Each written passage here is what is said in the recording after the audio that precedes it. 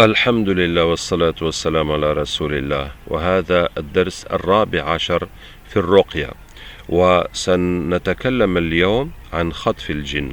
ما شاء الله، هذا الأمر هذا الأمر عجيب كما ترونه في الفيديوهات وما نفعل به، ولكن لابد أن تعرفوا أنه جزء فقط من عملنا وليس هو أكثر ما نعتمد عليه، لأن عدد من الناس يخطئون، يظنون أن هذا هو عملنا وأننا نكتفي بخطف الجن. لا أبدا، بل أساس العلاج الماء والزيت والسناء والحجامة والقراءة، هذا هو الأساس للعلاج. وإذا لم يكن خطف الجن متوفر فإن شاء الله العلاج سيمشي والمريض سيشفى وسيذهب السحر ويذهب كذلك الجن وكل شيء يكون تمام، ولو بدون خطف الجن. وطبعا بخطف الجن هذا زيادة وفائدة أكثر في العلاج، فهذه أول نقطة، ليس هو الاعتماد وليس هو الأهم.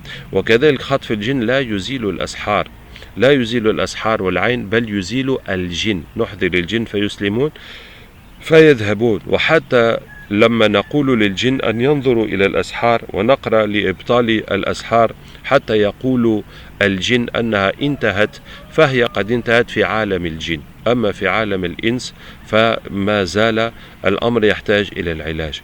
ومرات نرى التغيير، تغيير الأمور التي خطفنا لها والحمد لله، ولكن يبقى أن بالنسبة للإنسان الفرد الذي له تعطيل وأمراض في حياته، لو نقوم بخطف الجن قد يجد بعض الراحة، بعض الفرج، ولكن لا ينتهي المشكل هكذا، لابد أن يقوم هو بالعلاج.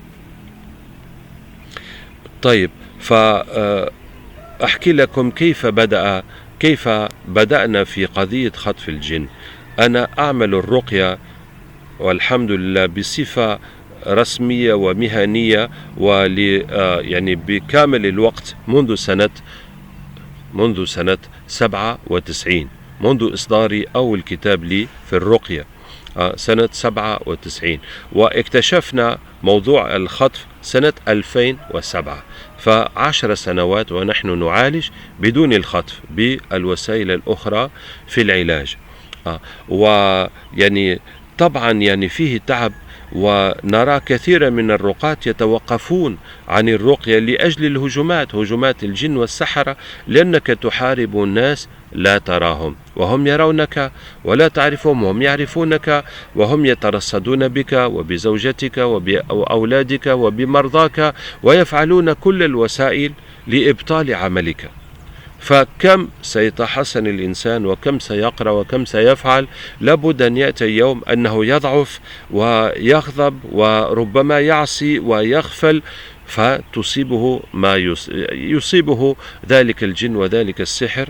ومهما كان الإنسان متمسك بالسنة وبالقرآن، ربما في أهله وفي أولاده من هو ليس في نفس المستوى فيقع عليهم الإصابة. فلهذا صعب أنك تحارب الناس وتحارب وأنت لا تروهم وهم يروك.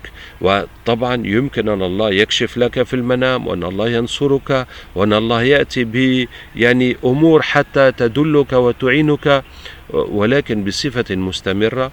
وكيف تعلم الناس الرقية وكيف سيكون تقاهم هؤلاء المتعلمين؟ فلا يمكن لكل واحد أن يكون قمة في القرآن وفي التمسك حتى يكون راقي، هذا لا يمكن. لابد أن يفتح هذا المجال لأكبر عدد ممكن، لابد، لأن السحرة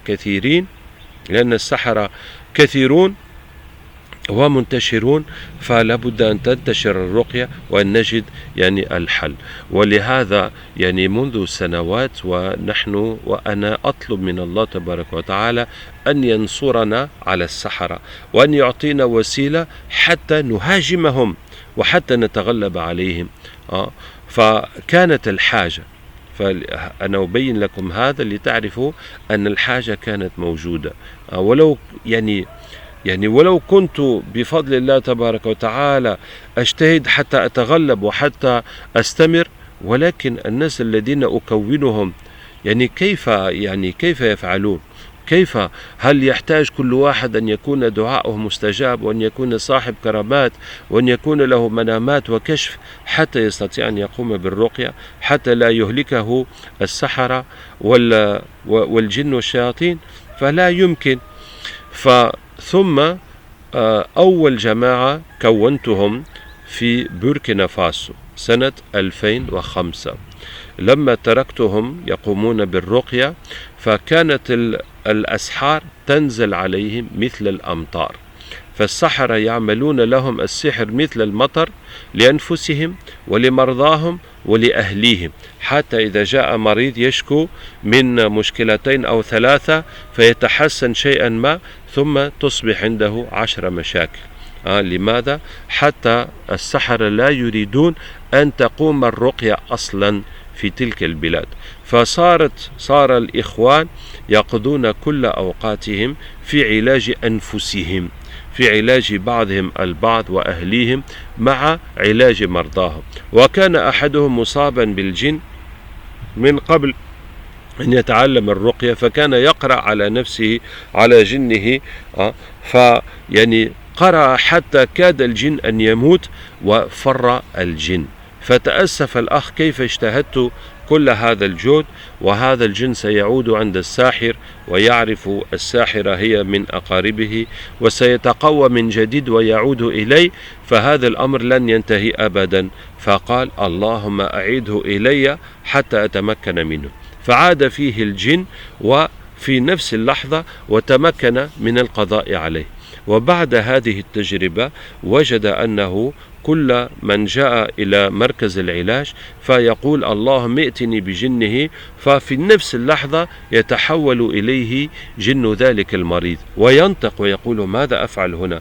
أنا كنت مع هذا، فكيف صرت في هذا؟ فنقول له: نحن طلبنا من الله أن يحذرك والله أحذرك. ففي هذه الحال أولا أن الجن ينطق على الفور، بينما لما يكون الجن في المريض فقليلا ما ينطق، وربما يحتاج قراءة طويلة وجهد وضغط حتى ينطق الجن. أما في الخاطف فينطق على الفور. وثانيا هذا الجن يكون في موقف ضعف على طول، كأنك قبضت إنسان وربطته على كرسي فتفعل فيه ما تشاء. فهكذا الجن إذا رفض الإسلام كنا في البداية نضرب يده فنقص يده، ثم الذراع، ثم الكتف، وإذا لا يريد فنقطع رأسه فيموت. فلما يرى الموت أمامه فيقبل ويدخل الإسلام، فتغير ميزان القوى بيننا وبين الجن وبين السحرة. ثم شيئا فشيئا تطور الخطف، فصرنا نستعمل الآيات عوض الضرب، نقرأ الآيات، واكتشفنا أن الجن الآيات تؤثر فيه على طول. وكنا في البداية نبقى الوقت حتى نجادلهم ونناقشهم وندعوهم إلى الله تبارك وتعالى، ولكن بعد اكتشاف تأثير الآيات فأي شيء قال الجن، أي اعتراض، أي شك، أي مشكل، فنقرأ الآية المناسبة فيزول ذلك الاعتراض ويدخل الإسلام وينتهي الأمر ما شاء الله. فهذا كذلك اكتشفناه مع الجن، وهذه نقطة مفيدة، لأن هذه الآيات التي نستعملها في الخطف وإن كان إنسان مصروع ونطق فيه الجن، فاعلم أنه عوض أن تناقشه وتجادله كما أنك تناقش إنسان، فيستعمل الآيات التي تجيب عن مشكلته فسيفهمها، وإن كان لا يفهم العربية ويرى حقيقتها ويتأثر منها بإذن الله تبارك وتعالى. فهو أنسب أكثر فائدة من مناقشته بالأدلة العقلية. ولما رأيت هذا الأخ يعني كيف صار يخطف الجن، ففي البداية ظننا أنه شيء خاص أعطاه الله تبارك وتعالى، لأنه تعب كثيرا واجتهد كثيرا، ولكن سرعان ما فهمنا أن كل من تكلم الجن على لسانه يستطيع أن يفعله، فصرنا يعني نكون الخطاف في كل مكان وفي كل بلاد، فحتى يكونوا مع جماعة الرقية ويعينوا، والحمد لله. وكذلك يعني قضية خطف الجن فتح لنا مجال جديد في الرقية، وهو مهاجمة السحرة ومن يستعمل السحر، وكذلك يعني الشرك وكل ما يعني هو فيه شياطين وجن فاسدون، يعني نستعمل يعني نهاجمه ونغيره بإذن الله تبارك وتعالى عن طريق خطف الجن. طيب، فهذا هو خطف الجن. ولهذا إخواني وأخواتي منذ أول يوم لم يدخلني أي شك أن هذا الأمر حلال. أولا كنت أدعو الله تعالى مدة سنوات حتى يفتح علينا وينصرنا على السحرة، وليس معقول أن السحرة أقدر منا نحن يعني الرقاة ومن يستعين بالله ويستعمل القرآن، فكيف تكون قوتهم أكثر منا ويرسلون علينا الجن وعلى أهلنا ويفعلون ويعيدون السحر على المريض في كل وقت، ونحن لا نستطيع أن نواجه هذا الأمر، وفقط يعني نتحسن بالدعاء ونتعالج إذا أصبنا ونحارب في المنام، فهذا لا يكفي. ولهذا السبب كثير من الرقاة يتوقفون عن الرقية، وهذا يعني لا ينبغي أن يكون، لأنه اعتراف بالفشل وأن السحرة غلبونا، وهذا لا يمكن. يعني والله كيف يعني نترك لهم المجال والناس يبقون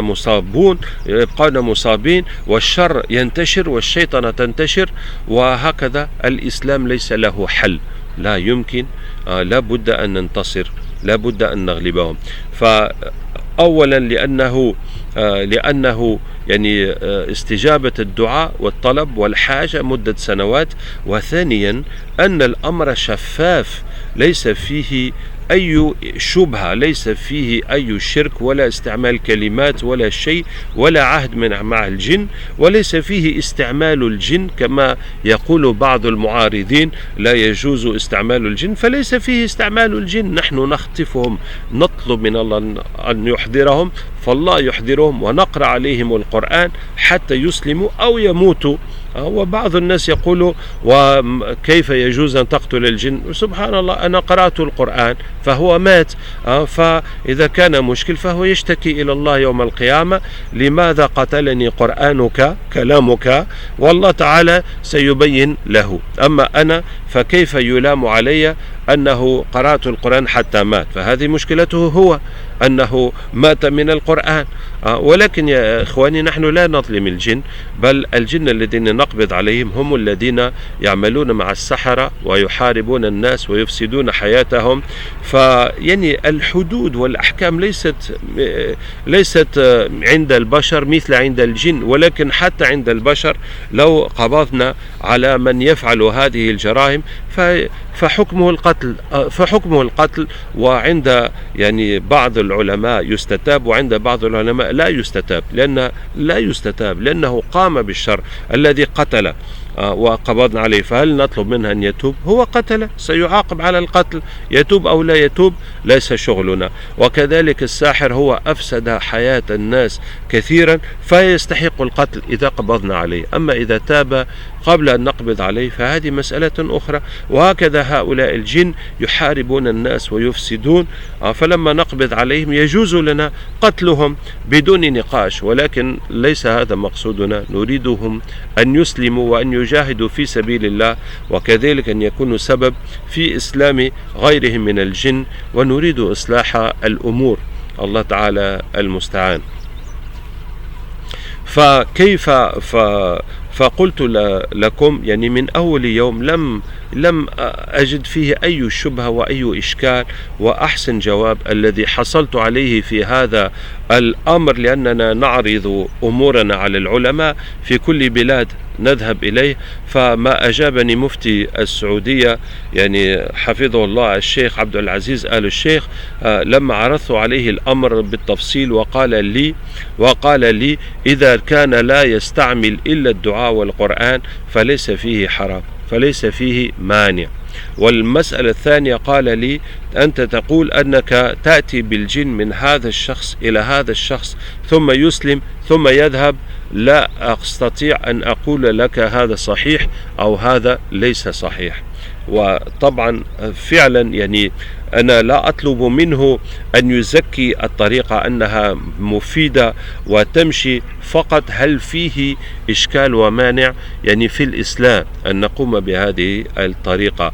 أما أن تقول أنها مفيدة وتحل المشاكل وستنفع الناس فهذا تجربة أهل الميدان. أما من المفتين فقط نريد هل فيه مانع شرعي أو يجوز أن نفعل هذا الأمر، ثم نحن في الميدان نحن نرى ماذا تكون النتيجة إلى غير ذلك. والأمر الثالث قال لي أنه في السعودية ظهرت عدة مراكز للعلاج بالرقية، ثم ظهرت فيها مشاكل من ناحية المال ومن ناحية النساء ومن ناحية الطريقة والكيفية لقيام الرقية، ولهذا أخذوا قرار ألا تكون مراكز الرقية وأن كل واحد يرقي نفسه بنفسه. ولهذا لا يمكن أن يجيبني جوابا كتابيا حتى منشورا حتى أنشره، وأن يشجعني في هذه الدورات لتكوين الناس وإقامة مراكز الرقية، لأنه مخالف لسياستهم وقرارهم في المملكة العربية السعودية. فهذا إخواني قرار إداري، لأنه ليس مانع شرعي أن يكون مراكز للرقية، وفعلا صارت مراكز للرقية في السعودية، ولم يقل أحد أن هذا ليس سنة أو كذا، ولكن ظهرت فيها مشاكل وهم عالجوا المشكل بهذه الكيفية بمنع مراكز الرقية، وهذا قرار إداري إخواني.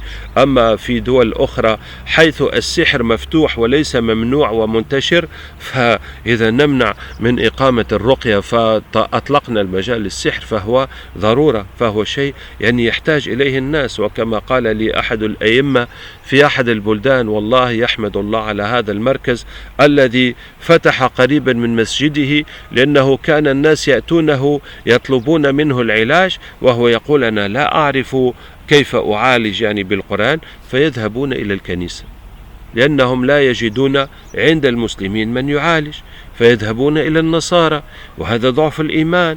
ولكن يعني المفروض أن الإسلام عنده الحلول. طيب، فلهذا قلت أنه من أول يوم لم أجد أي شك في يعني حل يعني طريقة خطف الجن. الآن كيف تحصل على الخاطف؟ أولا لابد أن تكون راقي وأن تفهم كيفية العلاج، لأنه لا ينفع الخطف بدون الرقية، لأنك لما تخطف سيهاجمك الجن والسحرة وتعرض للسحر، وخاطفك يعرض للسحر، فلا بد أن تقوم بعلاج السحر والجن ويكون الخطف زيادة. فيفهموا هذا إخواني. فلا ينفع أنك وجدت صديقك أو أختك تكلم فيها الجن وأسلم الجن وصرت تستعمله أو تستعملها كخاطف أو كخاطفة وأنت لا تعرف وأنت لا تحسن أن تقوم بالرقية، لأن المشاكل ستأتي عليكم ولا تعرف كيف تحلها، فهذا الخطف لن يستمر. فأول يعني الخطف هو امتداد للرقية، فلما تقوم بالرقية تتعلم الكيفية التي ذكرنا وتبدأ في علاج الناس، فبعض المرضى سيتكلم فيهم الجن ويصرعون ويتحركون، فهذا المريض الذي يصرع ويتكلم الجن على لسانه هو الذي يمكن أن يصبح خاطفا. وقد وقع بطريقة استثنائية أن بعض الإخوان في الرقية لم يكن بهم شيء، ولكن طلبوا من الله أن يصبحوا خطاف، فجأة يعني خطفوا الجن وتكلم الجن وصاروا خطاف. وقع هذا الأمر يعني بطريقة استثنائية. أما الطريقة العادية أن الإنسان فيه مداخل الجن والجن يتكلم على لسانه، فنعالجه حتى يكون خاطفا. فبداية التدريب على الخطف طويلة وشاقة وتحتاج إلى صبر ومثابرة.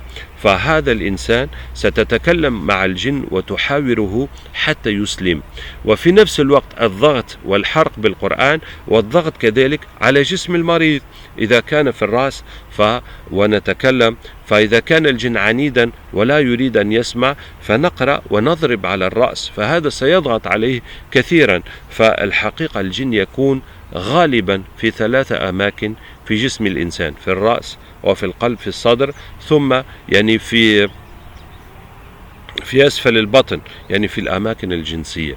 فلما يتكلم الجن فلا بد أنه في الرأس، فنضرب على الرأس، يعني نضرب ليس ضربا قويا ولكن ضربا على كل حال ليس خفيفا جدا كذلك، فهو ضرب يشعر به المريض ولكن لا يؤلمه، ولكنه يهز يعني الجن. ونقرأ. وإذا لا يكفي إذا كان رجال نحن بيننا فنضرب على الصدر إذا كان على الصدر. أما بالنسبة يعني لأسفل البطن فيستلقي الإنسان على ظهره ونضغط على بطنه على أسفل البطن بالرجل، ونضغط هكذا بالرجل، فهكذا لا يتحمل الجن وحتى نتغلب عليه. لأنه قبل مناقشة الجن لا بد أن يكون ميزان القوى في صالحنا.